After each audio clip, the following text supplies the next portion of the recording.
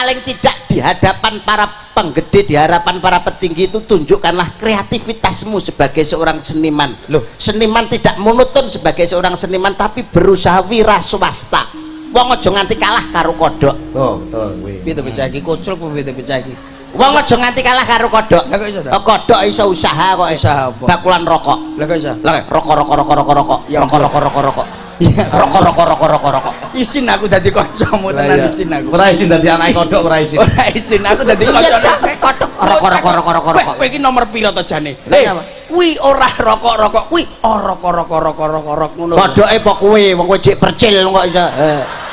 Kodhoke apa kowe kok ngengkel iki lho.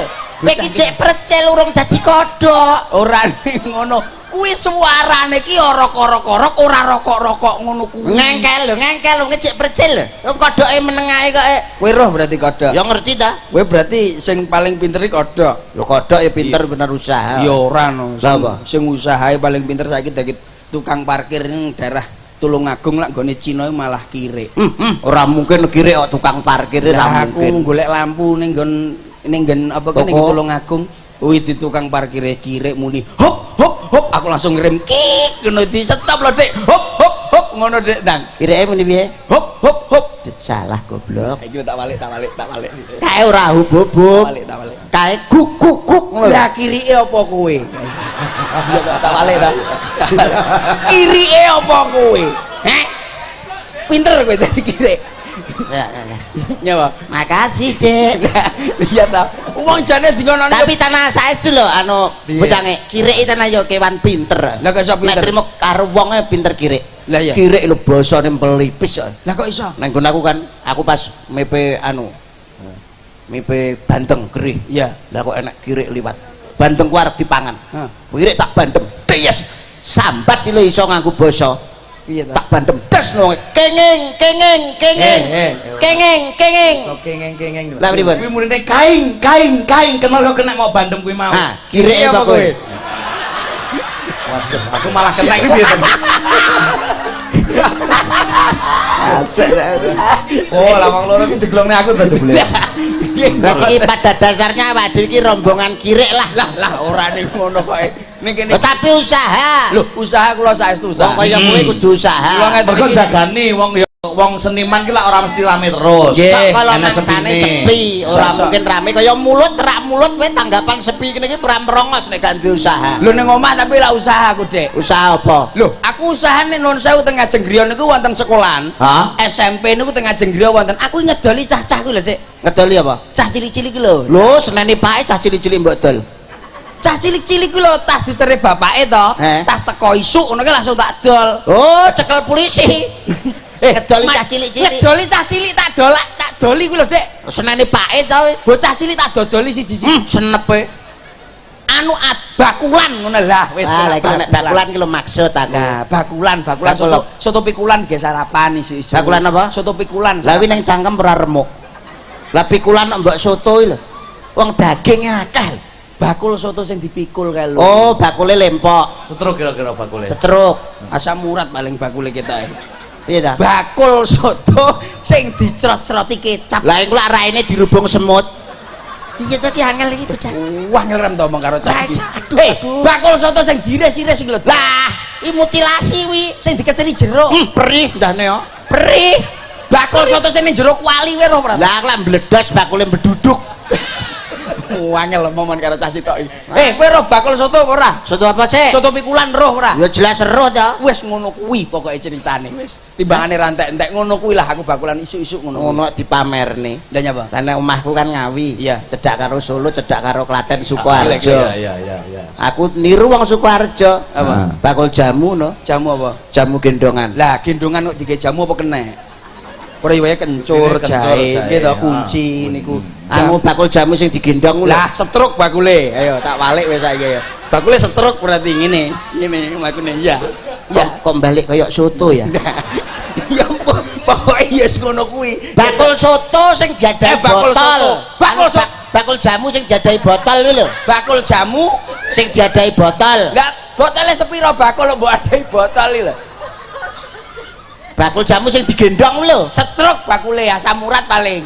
Ya, heeh. Bakul jamu sing ning jero botol. Ah, apa ya cukup botole sepiro. Terus botolnya diocak-ocak. lah mumet ndase no bakule. Ayo jajal bingung ora kowe. Jelas nih. Oh gak ngene lah, penak-penakan wis taruh bakul jamu gendongan, Brong. Urung.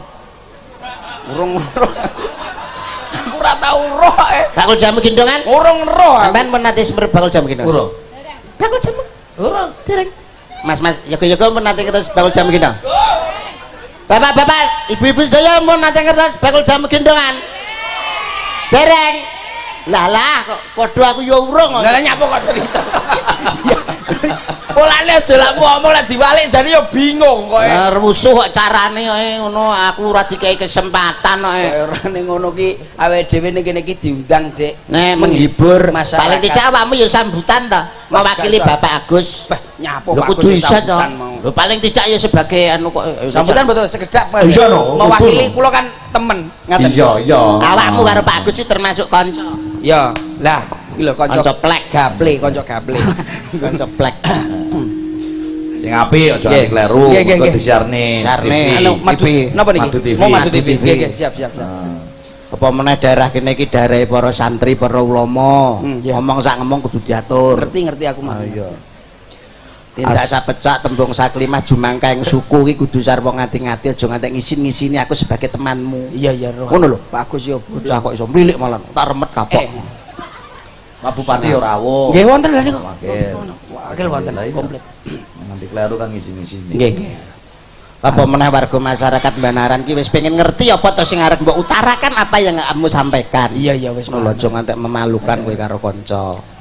Assalamualaikum. Kanca-kanca saka Iki jan rumah saku tak tuwapuk tenan lambemu. Lah aku ngomong bareng kaya rumah saku kae. Para bapak-bapak, bapakmu akeh men. Lah piye to Mas? Maksudmu piye? Anak arisan bapak-bapak ning ngarep bapak-bapak nuwun sewu. Lah piye karepmu? Sing kurang sikah. Ibu-ibu Nek mbik ning growandul ngono lah ibumu apa. pada malam hari ini Sing ngarani awan ya sapa goblok. Nek lampune iki jelas bengi to bocah iki piye to iso angel aduh. Oh, angel karo Yuda. Saya di sini Sing ngarani ning Kalangbret ya sapa? Iki jelas ning nggo Banaran iki ning daleme Pak Agus, Dik. Ning daleme Pak Agus iki aduh angel aduh. Ora iso cak. terima kasih. Apa wis dikeki? Durung jane.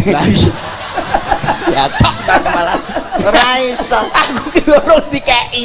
Lho kok iso apa piye? Paling tidak sambutan aku bahasa Indonesia, aku bahasa Jawa menerjemahkan. Apa iso aku bahasa Jawa? Loh, paling tidak iki kan tamune ada yang dari Jakarta, ada yang dari Sulawesi, Kalimantan, Sumatera, tidak paham kamu yang menerjemahkan bahasa Jawa. Ora iso lho, Dik. Ya kudu iso.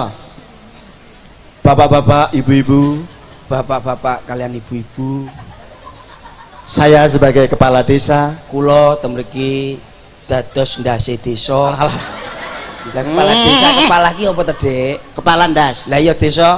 desa. Lah ya ndase desa to kepala Oh desa. iya. Ya tapi Ya anu lurah ngoten mawon. akan memberi hadiah. Badhe ngawonaken hadiah. Saya senang sekali Kula remen sanget bisa bertatap muka. saged tabrakan rai. Aduh. Tatap muka ya tabrakan rai to gak anu. Ya sakit pandeng-pandengan. Oh, saged Dengan basa pandeng-pandengan ya apa enek. Aja angel-angel lho kancane lho yang kudu iso dengan hadirin semua. Kalian panjenengan sedanten. Saya mau memberi hadiah. Kula badhe ngawontenaken hadiah.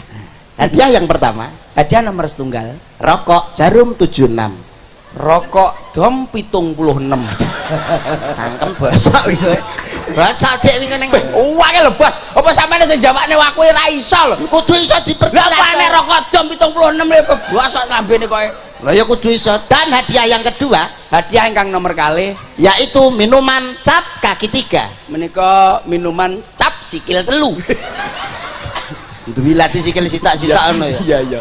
Dan bagi bapak-bapak Lan damel para bapak-bapak, jangan banyak-banyak minum gula mboten usah kakean minum gendis. karena kena penyakit Anu karena iki apa, Dik? Amarga kenging penyakit kencing manis. uyuh legi. Wah iso kencing manis uyuh legi ya, Dik, ya basa Jawane. Dan bagi para ibu-ibu, Lan kalian anu para ibu-ibu hati-hati ngatos-ngatos karena cuaca tidak menentu. amarga cuaca mboten tentu. bisa terjadi angin puting beliung, saged dados pentil muter. Tak bacok, tak bacok. Wes